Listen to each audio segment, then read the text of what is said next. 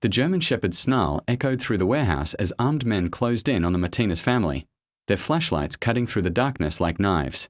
"Bring in the K-9, the lead officer barked into his radio, his badge glinting. With false authority. Maria clutched her children closer, whispering prayers in Spanish as the dog's handle approached, until the massive animal suddenly broke free, racing not toward them, but straight into the arms of 10-year-old Sophia, tail wagging frantically. The corrupt cops froze in disbelief as the little girl buried her face in familiar fur and whispered, "Rex? What are you doing here, boy?" What they didn't know was that Police Chief Rodriguez wasn't just Sophia's uncle. He was about to discover exactly who was terrorizing his family. The warehouse district of East Oakland had seen better decades. Rusted shipping containers stacked like forgotten dreams, broken streetlights casting pools of amber that barely penetrated the fog rolling in from the bay. It was the kind of place where honest people didn't venture after sunset, and dishonest ones thrived in the shadows between legal and lawful. Maria Martinez pressed her back against the cold concrete wall, her heart hammering so hard she was certain the three men hunting them could hear it echoing through the empty building.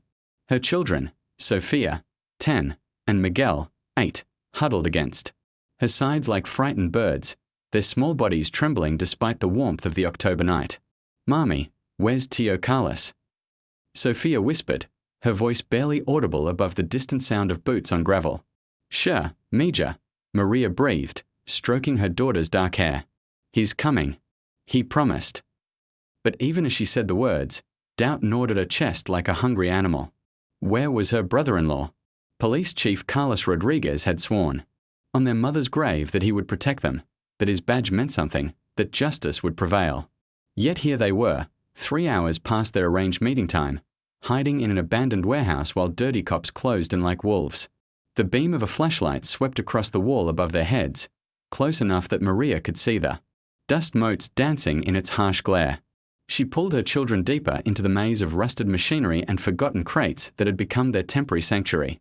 "I know you're in here, Mrs. Martinez," a voice called out, smooth as silk, and twice as dangerous. Detective Ray Hawthorne's words echoed off the concrete walls with practiced authority. "We just want to talk. About what you saw. About what you think you know." What she knew could destroy half the Oakland Police Department's drug task force. What she knew had already gotten her husband killed. 3 weeks ago, Roberto Martinez had been a city sanitation worker with calloused hands and an honest heart. He'd been working the early morning shift, emptying dumpsters behind the industrial buildings on 7th Street, when he'd witnessed something that should have remained buried in the darkness, a handoff between Detective Hawthorne and a man Roberto recognized from the neighborhood, Carlos Snake Vega, a mid-level dealer who'd been arrested 6 times but never seemed to stay in jail long. Roberto had called his brother-in-law immediately, his voice shaking as he described the duffel bag full of cash, the casual way Hawthorne had clapped Snake on the shoulder, the police-issue weapon visible in the detective's waistband as he counted bills under streetlight. "Carlos, I saw it with my own eyes," Roberto had insisted during that late-night call. "Your own people, man. They are dirty." Chief Rodriguez had believed him, had promised to investigate quietly, carefully, had assured Roberto that internal affairs would handle everything by the book, that witness protection was unnecessary, that justice would be swift and clean. 2 days later, Roberto Martinez died in what the official report called a tragic traffic accident. Single vehicle collision. Fell asleep at the wheel. Case closed. But Maria knew better. Roberto never fell asleep driving. Roberto was the most careful man she'd ever known, the kind of husband who checked the locks twice and kept emergency cash taped under the kitchen drawer. Roberto would have died before he'd have left his family unprotected. Which, she supposed with bitter irony, was exactly what had happened. Another flashlight beam swept closer, accompanied by the crunch of broken glass under heavy boots. Maria could hear them now, at least 3 voices, maybe 4, coordinating their search with the practiced efficiency of men who'd done this before. "Check the loading dock," Hawthorne ordered. "Johnson, take the office area. And Martinez." The name made Maria flinch involuntarily. "Set up by the south exit. Nobody gets out that way." The irony wasn't lost on her that one of the men hunting them shared her family name. In a city where Latino surnames were common as autumn rain, it should have meant nothing. Instead, it felt like another twist of the knife that had been slowly turning in her chest since Roberto's funeral. "Mommy," Miguel whispered, his 8-year-old voice cracking with fear. I'm scared. She wanted to tell him it would be okay. That Tio Carlos would save them, that the good guys always won in the end like in the movies they watched on Sunday afternoons. Instead, she pulled him closer and tried to project a calm she didn't feel. Stay quiet, baby. Stay close. The sound of a car engine cut through the night air, followed by the slam of doors and the jingle of tactical gear. Reinforcements had arrived. Maria's stomach dropped as she realized their chances of escape were narrowing by the minute. About time, Hawthorne called out. Bring the dog. These people are like roaches. They'll hide in every crack and crevice they can find. The dog. Maria's blood turned to ice water in her veins. A K-9 unit meant their scent would betray them within minutes. All the hiding places in the world wouldn't matter once a trained German shepherd picked up their trail. Please, she whispered, to whatever saints might be listening, please don't let it end like this. The warehouse door screeched open on rusted hinges, and Maria heard the distinctive sound of paws clicking against concrete. The dog handler's voice carried clearly through the cavernous space. Rex, seek. Find them, boy. Sophia's head snapped up at the sound, her eyes wide in the darkness. Rex, she breathed, so quietly Maria almost missed it. What, baby? But Sophia was already pulling away from her mother's protective embrace, her fear replaced by something that looked dangerously like hope. Mommy, that's Rex. That's Tio Carlos's dog. Maria's heart stopped. Chief Rodriguez's personal K-9, a massive German shepherd he'd rescued from a puppy mill bust 3 years ago, was named Rex. But that was impossible. Carlos would never. The beam of a flashlight suddenly pinned them against the wall like insects under glass. Detective Hawthorne stood 20 feet away, his service weapon drawn, his smile sharp enough to cut diamonds. Well, well. The grieving widow and her little witnesses. Behind him, the K-9 handler approached with measured steps, the large German shepherd straining against its leash, nose to the ground, following their scent with mechanical precision. In the harsh glare of the flashlights, Maria could see the dog clearly for the first time. It was Rex. There was no mistaking the distinctive white patch over his left eye, the scar on his muzzle from the abuse he'd suffered before Carlos rescued him. But that meant, surprised to see a familiar face. Hawthorne's laugh was sharp and humorless. Your brother-in-law sends his regards. Says he's sorry I had to come to this, but some secrets are too dangerous to let live. The betrayal hit Maria like a physical blow. Carlos, her husband's brother, the man who'd bounced Sophia on his knee at birthday parties, who'd taught Miguel to throw a curveball in the backyard, who'd spoken at Roberto's funeral about honor and justice and their thin blue line that separated order from chaos. Carlos had sold them out. You're lying, she managed, her voice barely a whisper. Am I? Hawthorne gestured to the handler. Officer Martinez here is one of Chief Rodriguez's most trusted men. Aren't you, Martinez? The handler stepped into the light, and Maria's world tilted on its axis. She'd seen this face before, at police barbecues, at Christmas parties, at the 4th of July celebration where he'd helped Sophia learn to ride a bike. Officer Danny Martinez, no relation despite the shared name, Carlos's protege and right hand. Man. Sorry, Mrs. Martinez, Danny said, his voice hollow with something that might have been genuine regret. But you saw too much. Your husband saw too much. And now your kids. The children don't know anything, Maria interrupted, desperation, making her bold. They are babies. They can't hurt you. Maybe not today, Hawthorne replied. But kids grow up. Kids remember. Kids ask questions. He raised his weapon, the barrel steady as stone. This is cleaner. Quicker. A tragic murder-suicide. Grieving. Widow couldn't handle the loss, snapped, killed her children, then herself. Happens more often than you'd think. Sophia whimpered and pressed closer to Maria's side. Miguel had gone completely silent, the way children do when the adult world becomes too terrible to process. Maria could feel their small hearts beating. Against her ribs like trapped birds. Rex, Danny commanded. Control. The German shepherd's ears perked up, his body tensing as he prepared to follow orders. This was it, Maria realized. This was how it ended.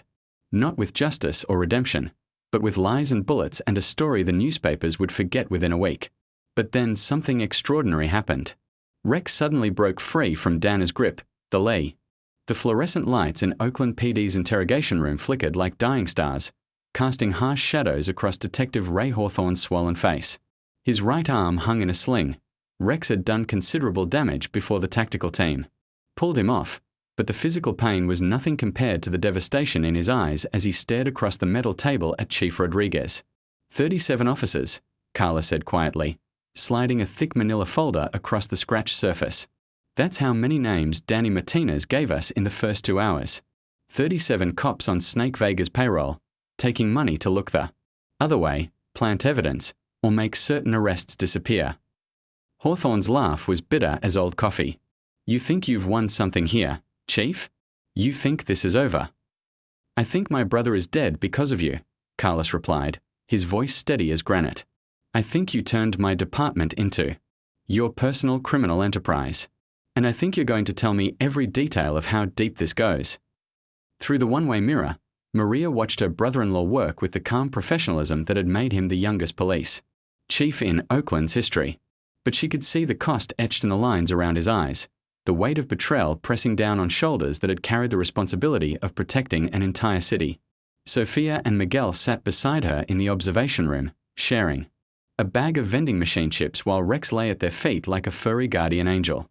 The German Shepherd hadn't left their side since the warehouse, as if sensing that his protective duties were far from over. Marmy, Sophia asked, her young voice cutting through the tense silence, why did the bad policeman want to hurt us? How do you explain corruption to a 10-year-old? How do you tell a child that sometimes the people sworn to protect you are the ones you need protection from? Because your papa saw something he shouldn't have, Mija, Maria answered carefully. And sometimes when people do wrong things, they get scared that good people will tell the truth about them. But Tio Carlos is good people, right? Yes, baby. Tio Carlos is very good people. In the interrogation room, Hawthorne finally leaned forward, his voice dropping to a conspiratorial whisper. You want to know how deep this goes, Rodriguez? Your precious department has been rotten since before you pinned on your first badge. Snake Vega didn't corrupt us. We created him. We needed someone to run the drugs, to keep the violence contained to the neighborhoods where nobody important lives. Do you know how much money flows through East Oakland every month? How much cash disappears into evidence lockers and never gets logged? Carlos remained perfectly still, but Maria could see his jaw tighten almost imperceptibly. Your brother saw a handoff, Hawthorne continued. One measly transaction. But what he didn't see was the warehouse full of product we move every week. The judges we own, the prosecutors who throw cases, the city councilmen who make sure certain neighborhoods stay off the redevelopment maps. Roberto Martinez stumbled into the middle of something that makes his garbage truck routes look like a children's game. Names, Carla said simply. I want names. Deputy Chief Harrison, 4 starters. Your own second-in-command. Been taking payments for 8 years, ever since his daughter's cancer treatments put him in debt up to his eyeballs. Captain Morrison. From narcotics, hell, half his unit is on the take. Judge Patricia Kellerman in Superior Court. City Councilman David Park. Assistant District Attorney Jennifer Walsh. Each name hit like a physical blow. These weren't street cops looking to make ends meet. These were the pillars of Oakland's law enforcement and judicial system. People Carlos had worked beside, shared coffee with, trusted with his career and his city. You're lying, Carla said. But his voice lacked conviction. Am I? Hawthorne gestured toward his injured arm. Your dog there just gave you enough probable cause to search my house. Go ahead, Rodriguez. Check my bank accounts, my safety deposit box, my wife's jewelry collection. But while you're playing detective, ask yourself this. How did I know Maria? Martinez would be at that warehouse tonight.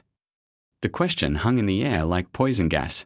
Carlos had told only 3 people about the operation: Deputy Chief Harrison, Captain Morrison, and his personal assistant, Lieutenant Sarah Chen. Someone tipped you off, Carlos realized. Someone who knew exactly when and where you'd set your trap. Someone who's been feeding information to Snake Vega's organization for months. Someone you trust completely. Maria watched her brother-in-law's face crumble as the implications hit home. The sting operation hadn't succeeded because of superior police work. It had succeeded because the corrupt cops thought they were walking into an easy execution, not realizing they were being recorded and surrounded.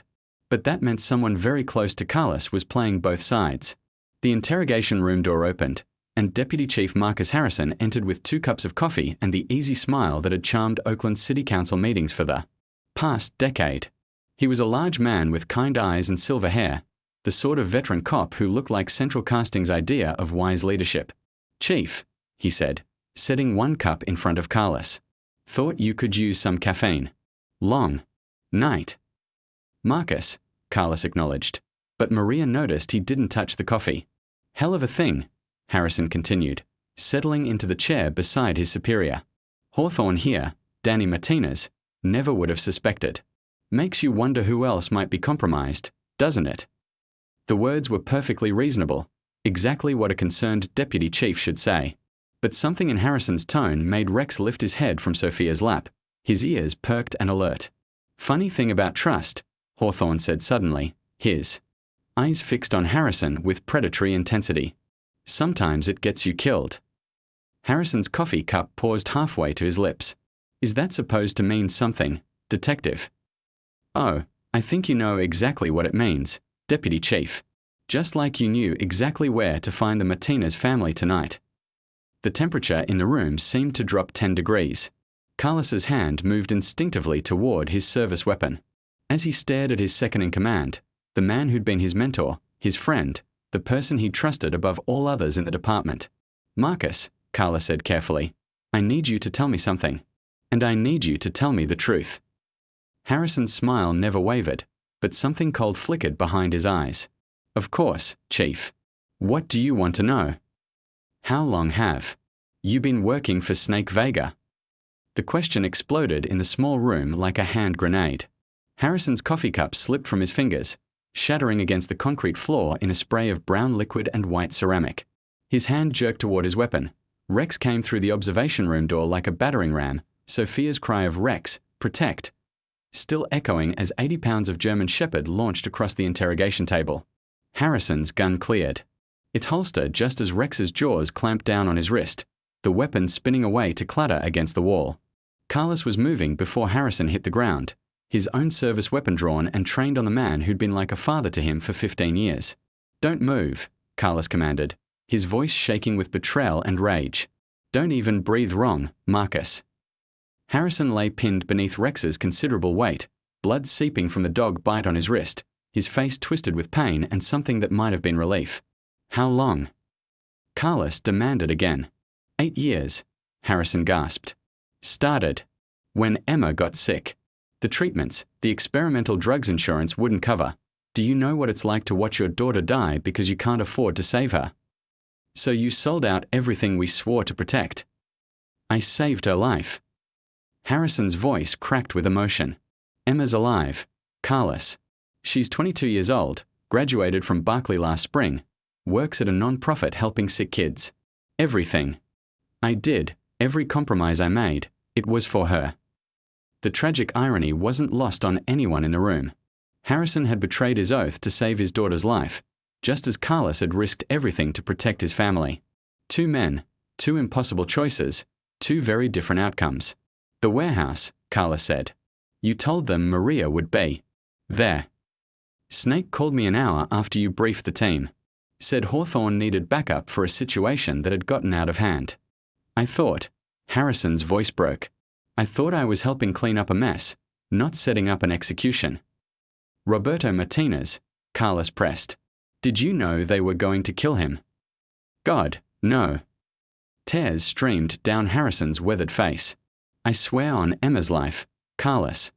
I had no idea they'd murdered Roberto until tonight. When Hawthorne started talking about eliminating witnesses, about the children, that's when I realized what I'd become part of." Hawthorne laughed from his chair, the sound sharp and ugly. "Touching confession, Marcus. Really tugs at the heartstrings. But you left out the best part. Tell him about Judge Kellerman's son. Tell him about Councilman Park's gambling debts. Tell him about the assistant DA's cocaine habit." Carlos felt the ground shifting beneath his feet as the full scope of the corruption became clear. This wasn't just a few dirty cops skimming drug money. This was a systemic infection that reached into every level of Oakland's power structure. "How many others?" he asked Harrison. I don't know. Maybe 40, 50 people total. Cops, judges, politicians, prosecutors. Snake. Maria realized this the moment she saw Officer Jenny Valdez's nervous smile as she opened the door of the downtown apartment, the way her hand lingered too long near her service weapon, the barely perceptible glance she shot toward the darkened windows across the street. Chief Rodriguez, Jenny said with forced cheerfulness. Got here as fast as I could. Kids must be exhausted. Sophia pressed closer to her mother's side while Miguel buried his face against Rex's fur. Even the children could sense the wrongness in the air, the way predators could smell fear on their prey. Jenny, Carlos acknowledged, but Maria noticed. He kept his weapon hand-free as they entered the sparsely furnished apartment. Perimeter secure? Absolutely. Buildings clean, no movement on the surrounding blocks. You can rest easy tonight. The words were textbook perfect, exactly what a good cop should say. Which was precisely what made them so terrifying. In the past 6 hours, Maria had learned that textbook responses from Oakland police officers were often prelude to bullets and shallow graves. Rex whined low in his throat, his hackles rising as he scanned the apartment. The German Shepherds. Instincts had kept them alive twice already tonight. Maria wasn't about to ignore them now. Bathroom, she said suddenly, interrupting Jenny's explanation of the apartment's security features. The children need to use the bathroom. Of course, Jenny gestured toward a hallway. Second door on the left. Maria herded Sophia and Miguel down the narrow corridor, Rex padding silently beside them. Once inside the small bathroom, she locked the door and turned on the faucet to mask their voices. Listen to me carefully, she whispered urgently. When I say run, you take Rex and go out the window. There's a fire escape. Get to the street and find a payphone. Call Tio Carlos's friend Detective Lisa Morrison, she's the only one he trusts. Completely. Tell her we are in trouble. But Mommy, Sophia started. No arguments, Mija. Just do exactly what I say. She cracked the bathroom door and peered into the hallway. Jenny stood with her back to them, speaking quietly into a radio. Maria caught fragments of the conversation, package secured. 20 minutes out, cleanup crew standing by, cleanup crew. The same words Hawthorne had used in the warehouse. Maria closed the door softly and lifted Miguel onto the toilet seat so he could reach the window latch. The old building's fire escape looked sturdy enough, and it was only 1 story down to the alley. Her children had climbed higher trees in Golden Gate Park. Okay, babies, she breathed. Time to go. The window opened with barely a whisper of protest.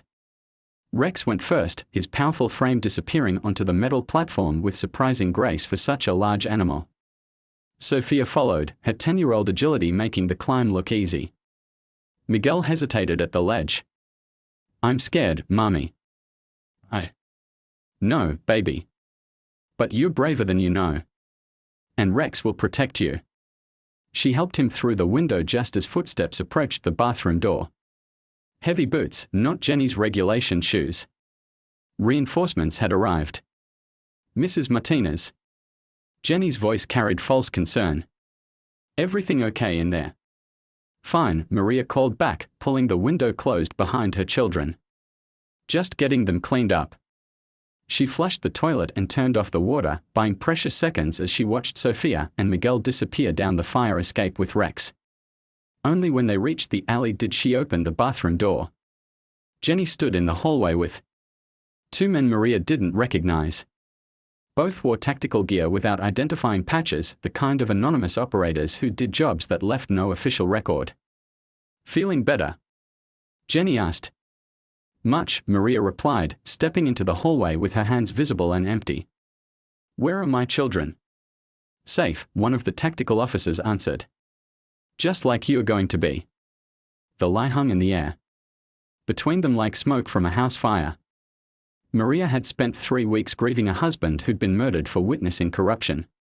She knew what safe meant in this context.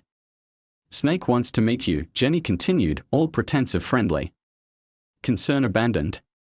Says he has a proposition that might interest a grieving widow with 2 young children.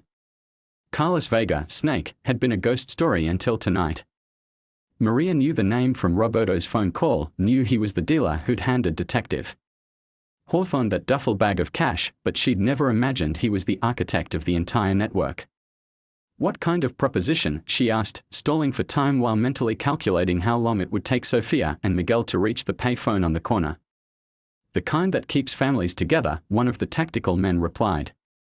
The kind that makes sure little girls don't end up in foster care when their mothers have unfortunate accidents.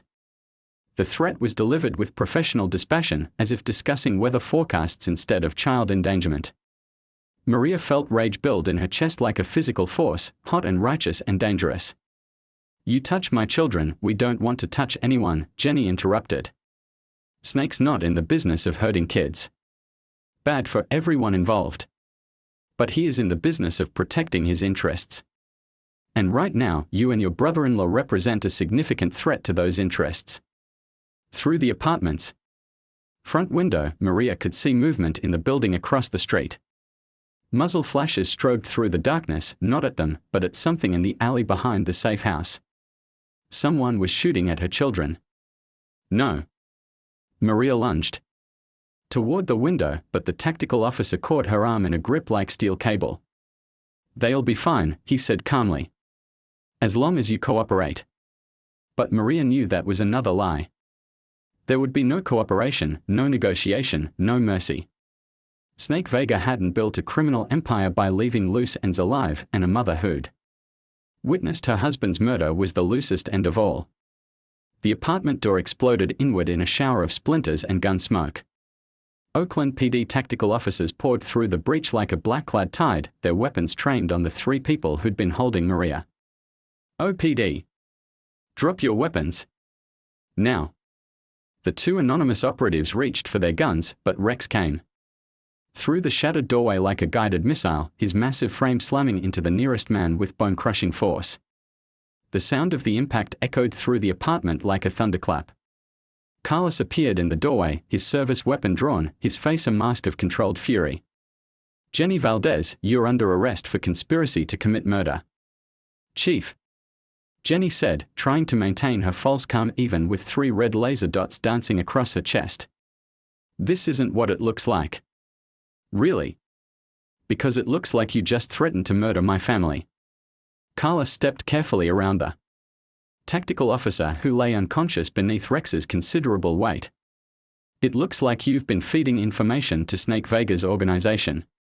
It looks like you've been playing both sides of this war since the beginning. You don't understand, Jenny's voice cracked. They have my sister. My little sister Elena, she's only 16. They said if I didn't cooperate, they'd sell her to traffickers in Mexico. They said they'd make sure she disappeared forever. Another tragedy, another impossible choice. How many good cops had Snake corrupted through threats against their families? How many had chosen collaboration over catastrophe, only to find themselves trapped in a web of compromise that grew tighter with each passing month? Where are my children? Maria demanded. Alive, Carlos assured her. Lisa Morrison found them 3 blocks away, hiding in a dumpster behind Chen's grocery. Rex led her right to them. The relief was so intense that Maria's knees nearly buckled. Sophia and Miguel were safe. Rex had protected them even while protecting her. The German Shepherd seemed to be everywhere at once, an angel with fur and fangs and an unwavering devotion to their family. We need to move, Carlos continued. This safe house was compromised from the start. Jenny's been reporting our location to Snake's people for the past 2 hours. Where can we go? Maria asked. If half the police force is corrupt, if judges and prosecutors are on his payroll, where is safe? Carlos holstered his weapon and pulled out his cell phone. We're going federal. FBI, DEA, US Marshals, anyone who doesn't have connections to Oakland's power structure. This is bigger than we can handle alone. He speed-dialed a number while the tactical team secured the unconscious operatives and placed Jenny Valdez in handcuffs. Maria watched the young officer's face crumple as the reality of her situation sank in. Another victim of Snake's web, another good person forced to make impossible choices.